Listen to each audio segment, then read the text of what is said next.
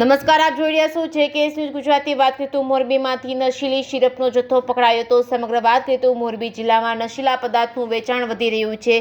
સતત નશીલું પ્રવાહી જિલ્લામાંથી પોલીસ દ્વારા પકડવામાં આવી રહ્યા છે, ત્યારે કોડીન કપ સિરપનો મસ્ત મોટો જથ્થો મોરબી LCB ટીમે પકડી પાડી ધોરણસરની કાર્યવાહી હાથ ધરી હતી। આ બાબતે વાત કરીએ તો મોરબી LCB ટીમે બાતમીના આધારે મોરબીના રંગપર ગામ નજીક આવેલ આર્ટ ટાઇલ કારખાનામાં દરોડા પાડી અંદાજે 90,000 સિરપનો બોટલનો જથ્થો ઝડપી પાડવામાં આવ્યો હતો। 3 શખ્સની અટકાયત કરવામાં આવી હતી। તેમજ વધુ માહિતી મુજબ આ સિરપનો જથ્થો ઝારખંડથી આવ્યો હોવાની માહિતી મળી હતી। ઝારખંડથી નશીલી સિરપનો જથ્થો મોરબી સુધી પહોંચ્યો કેવી રીતે તેવા સવાલ ઉઠ્યા છે। પોલીસ ચેકપોસ્ટ રાખી વાહન ચેકિંગ દરમિયાન આ સિરપનો જથ્થો કેમ ધ્યાને ન આવ્યો, તો જે સ્થળે મોરબી LCB ટીમે દરોડા પાડ્યા છે તે સ્થળે છેલ્લા 10 દિવસથી કાળો કારોબાર ચાલુ હોવાની લોક ચર્ચા થઈ રહી છે।